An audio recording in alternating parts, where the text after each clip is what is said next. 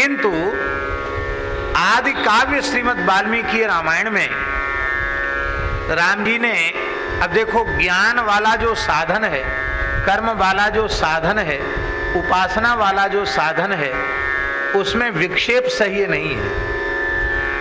उन साधनों में निरंतरता बनी रहनी चाहिए।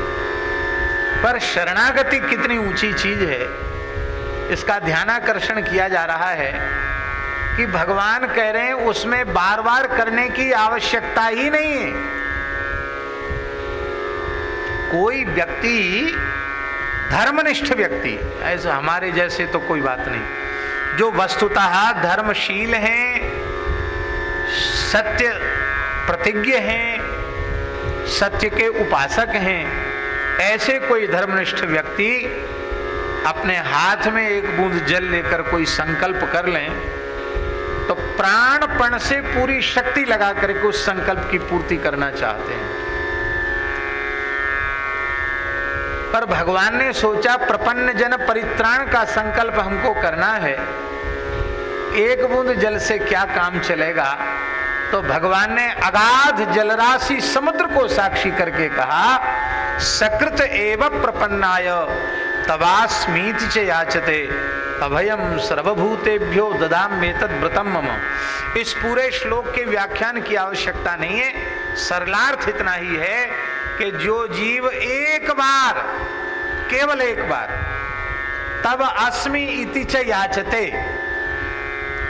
मैं तुम्हारा हूं, आप मुझे अंगीकार करें, ऐसी एक बार आकर मेरे चरणों में प्रार्थना करता है तो मैं उसे प्राणी मात्र से अभय कर देता हूं।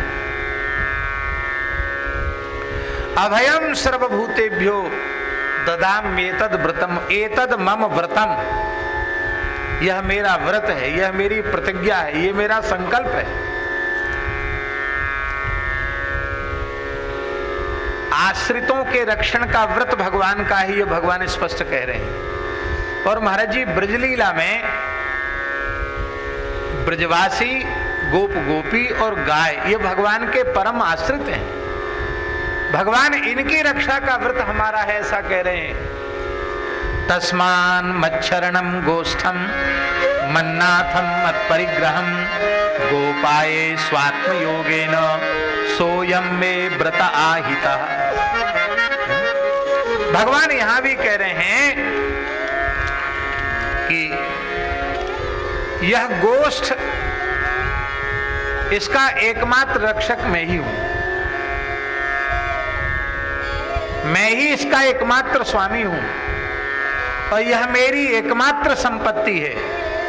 इसलिए मैं अपने दिव्य अनंत अचिंत्य प्रभाव से इसकी रक्षा करूंगा, क्योंकि आश्रित जनों की रक्षा करना यह मेरा व्रत है। सोयम में व्रत आहिता, वह व्रत पूर्ण करने का अवसर उपस्थित हुआ है, मैं रक्षा करूंगा। और श्री ठाकुर जी ने गोवर्धन धारण करके ब्रजवासियों की, गोप गोपियों की, गोवंश की रक्षा की भगवान।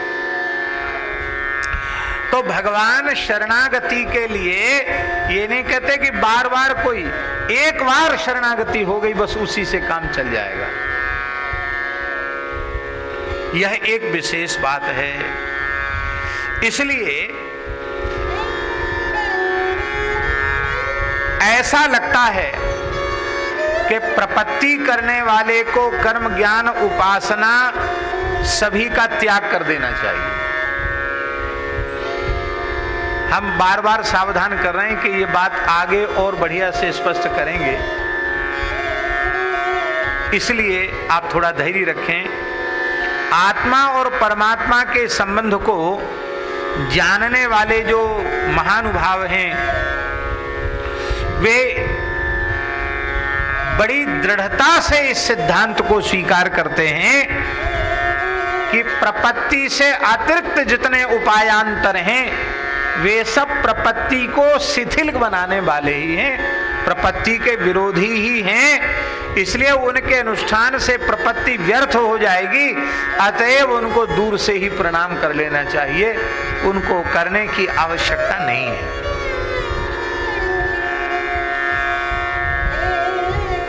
अब एक विचित्र बात हम लोगों के सामने आ गई। कि इस प्रकार से तो आप सर्वथा साधन से विमुख ही करना चाहते हैं।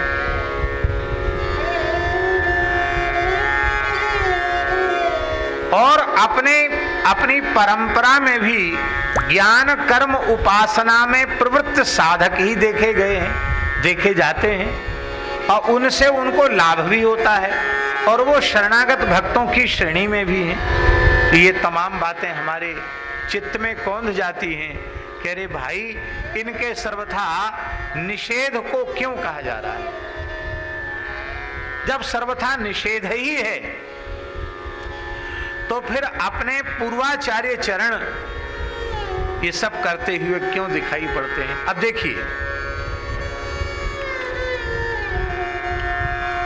श्री मदाचार्य चरण श्री वल्लभाचार्य जी का प्रादुर्भाव जो हुआ है और 100 सोम यज्ञ सविधि करने के पश्चात और आचार्य चरण का आविर्भाव हुआ, उनके चरित्र में स्पष्ट है। और कितनी पीढ़ियां लगी उसको संकल्प की पूर्ति में? 5 पीढ़ी लगी। फिर ये पंडित श्री लक्ष्मण भट्ट जी को ये सौभाग्य प्राप्त हुआ है, 6ठी पीढ़ी। श्री इलम्मा गारू जी को ये सौभाग्य प्राप्त हुआ कि साक्षात वैश्वानरावतार भगवान की मुखद छवि का साक्षात स्वरूप श्री आचार्य चरण का प्रादुर्भाव हुआ। जीवों को भगवत संबंध की विस्मृति हो गई थी, उसकी स्मृति कराने के लिए भगवान पधारे। और भगवत संबंध ज्ञान की कितनी महिमा है कि भगवत संबंध का ज्ञान होने के बाद, उसकी अंतःकरण से पूर्ण स्वीकृति होने के बाद, फिर आश्रम का भेद नहीं रह जाता और वर्ण का भेद भी नहीं रह जाता। किसी वर्ण में स्थित हो, किसी आश्रम में स्थित हो, भगवत संबंध को दृढ़ता पूर्वक अंगीकार करते ही संबंधादेव मोक्षः, संबंध से ही उसका संस्कृति चक्र छूट जाता है और गृहस्थाश्रम छोड़कर जाने की भी आवश्यकता का अनुभव नहीं हुआ।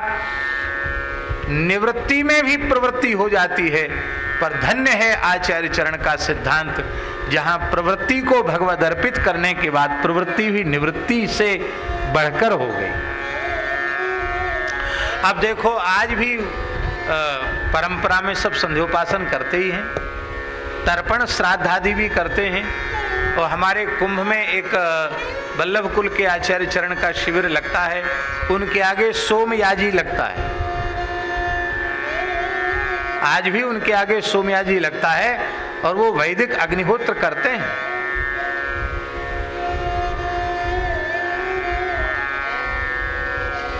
एक उदाहरण दिया हमने, आगे श्री रामानंदाचार्य चरण कहेंगे कि प्रपन्न साधक को क्या करना चाहिए। तो त्रिकाल संध्यादि विधाय शक्ति ही, त्रिकाल संध्या की बात कहेंगे। महाभारत से कालक्षेप करना चाहिए, श्रीमद् भागवत से कालक्षेप करना चाहिए, और रामायण से कालक्षेप करना चाहिए, भाष्य से कालक्षेप करना चाहिए, बात कहेंगे। व्रतादि की बात, उपवास की बात, ये सब पहले कह चुके हैं। तो इसको व्याघात कहते हैं, व्याघात दोष, बदतो व्याघाता। वो पहले आप कह आए हैं और आप ही स्वयं उसको निराकरण उसका कर रहे हैं। साधन मात्र का प्रत्याख्यान आप कर रहे हैं, ये कैसी बात है? इस बात को आगे के श्लोक में उन्होंने स्पष्ट किया है। उन्होंने कहा, वस्तुतः शरणागत जो करता है वह केवल लोक संग्रह की दृष्टि से करता है, क्योंकि उसको उन साधनों को वो अपने परम कल्याण के लिए नहीं करता है। वो केवल भगवद मुखोल्लासार्थ करता है, क्योंकि अपने कल्याण की चिंता तो उसको है ही नहीं। अब हम जिसके हैं वो जाने, कल्याण अकल्याण वो सोचे, हमें सोचने की भी आवश्यकता नहीं। क्योंकि हमारे पूज्य गुरुदेव भक्तमाली जी कहते थे, महाराज जी का एक वचन, महाराज जी कहते थे, अचितवत पारतंत्र में प्रपत्ति,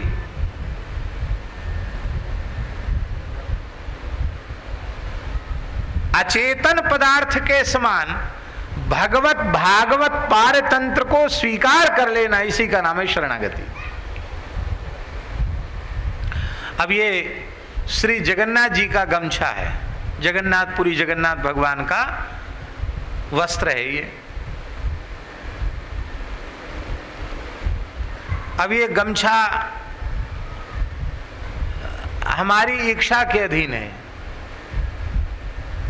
हम चाहें तो सिर में पगड़ी बांध लें, हम चाहें तो कंधे पर डाल लें, हम चाहें तो इसको कमर में लपेट लें, हम चाहें तो इसका उपरना बना लें।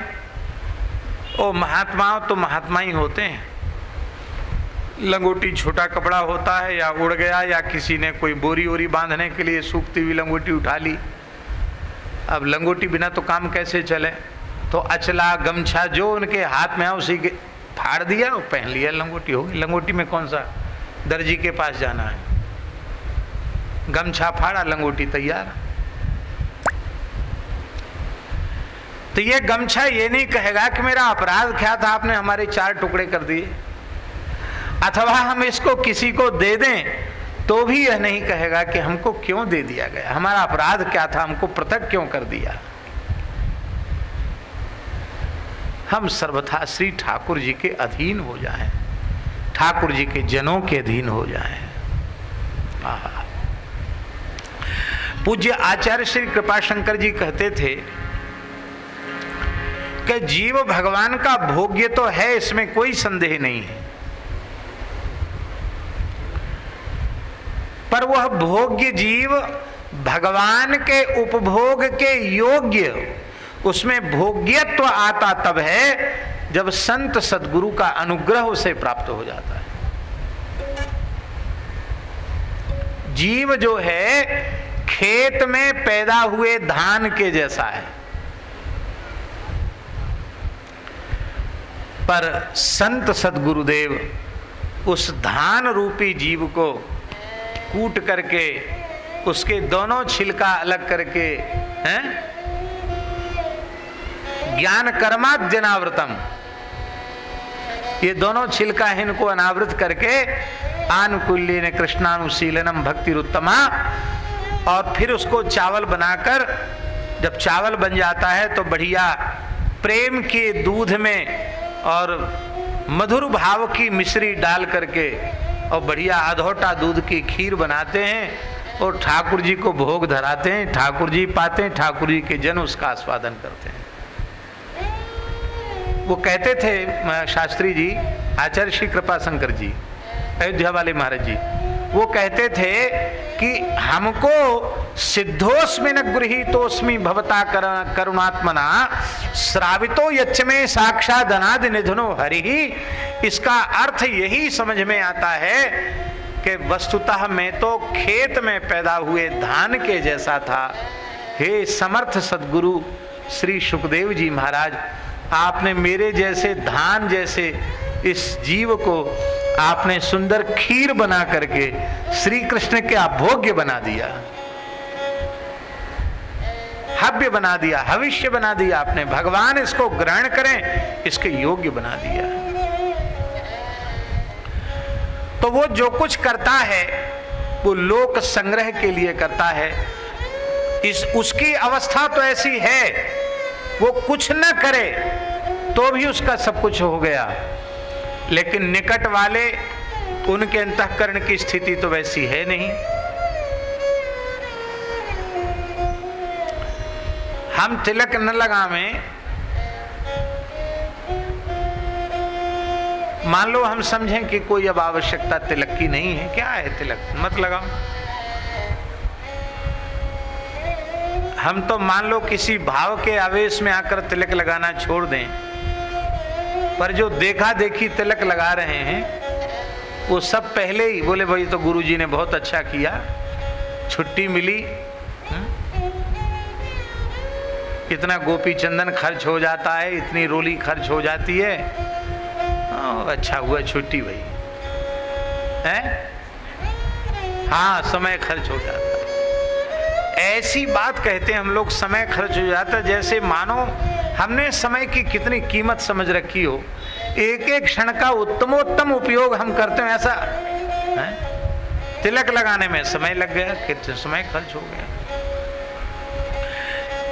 शास्त्रों में ऐसा लिखा है, ये हरि मंदिर है, ये तिलक है, हरि मंदिर है, भगवान का मंदिर है। ये भगवान का मंदिर बनाओ और उसमें प्राण प्रतिष्ठा करो तो किस पुण्य की प्राप्ति होगी बाबा? मंदिर बनाओ, प्राण प्रतिष्ठा करो, राग भोग की पूरी व्यवस्था करो तो किस पुण्य की प्राप्ति होगी? कर्मकांड में लगे हुए महानुभाव जब प्रतिष्ठा का संकल्प करते हैं तो बोलते 10 पूर्वान दशापरान एक विंशति पुरुषान उद्धर्तु कामः, ऐसा संकल्प बोलते हैं। 21 पीढ़ी तरने का संकल्प बोलते हैं। प्रतिष्ठा की इतनी महिमा है। और वैष्णव वो तो 12 तिलक नित्य धारण करते हैं और त्रिकाल स्नान करें, मान लो त्रिकाल संध्या करें तो 12-12 तिलक रोज विचार करो तो दिन भर में कितने हो गए? कम से कम 36 तो हो ही गए। हमें गणित याद नहीं, सही 36 ही हुए ना, 12 36, 36 तिलक हो गए। और जीवन भर में कितने मंदिर बनाए वाने? हमको लगता है इसलिए चित्रगुप्त वैष्णवों का खाता ही सील कर देते हैं कि अब कलम में कहां तक सुकृत को लिखे, और वो सुकृत भी अपने पास रखते नहीं। श्री कृष्णार्पण मस्तु। तो भगवत मुखोल्लास के लिए वे सब करते हुए दिखाई पड़ रहे हैं।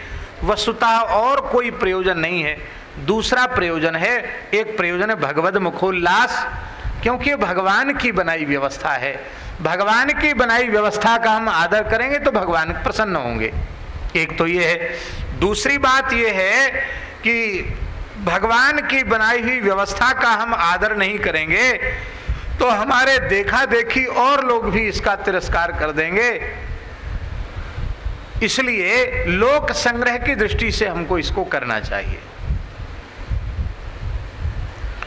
और महाराज जी एक बात और कह दी उन्होंने कहा कि जो अवधूत श्रेणी में चला गया है, जिसको लोक की सर्वथा विस्मृति ही हो चुकी है, लोक से कोई संपर्क संबंध जिसका नहीं है, वो कुछ न करे तो कुछ न करने का प्रत्यवाय उसे नहीं होगा। उदाहरण सुखदेव जी महाराज। अब सुखदेव जी महाराज कुछ न करें तो उनके लिए कोई दोष नहीं है, लेकिन जो मठ मंदिर स्थापित करके बैठे हैं, एक संप्रदाय और एक परंपरा संचालित कर रहे हैं, वो यदि न करें तो यह उनके लिए ठीक नहीं होगा, क्योंकि वो परंपरा से प्राप्त वैदिक सदाचार की व्यवस्था की उपेक्षा कर रहे हैं। और इस उपेक्षा से भगवान को कष्ट होगा, भगवान को पीड़ा न पहुंचे। लोक संग्रह के लिए सब हमें करना चाहिए। हम एक बात और कह देते हैं, एक बहुत उच्च कोटि के महापुरुष थे, जीवन मुक्त श्रेणी के महापुरुष थे, सौराष्ट्र के संत थे, पूज्य स्वामी श्री संपूर्णानंद जी महाराज। बहुत अच्छे संत थे, हमारे ऊपर भी उनका बड़ा अनुग्रह था। हमको तो अत्यंत वृद्धावस्था में उनका दर्शन हुआ। लगभग 106 वर्ष की आयु में वो भगवत धाम प्रयाण किया उन्होंने, और 1 इंच भूमि पूरी धरती पर कहीं नहीं ली, कहीं कोई मठ मंदिर नहीं बनाया। पूर्ण विरक्त और बड़ा अद्भुत जीवन था। पर वस्तुतः वो अवधूत थे, परमहंस थे। तो उनकी जो बातें थी वो बहुत ऊंचे स्तर की बातें थी, और उनके सत्संगी जो थे उनका स्तर तो वो नहीं था, लेकिन बातें सबको कंठस्थ थी ब्रह्म ज्ञान की।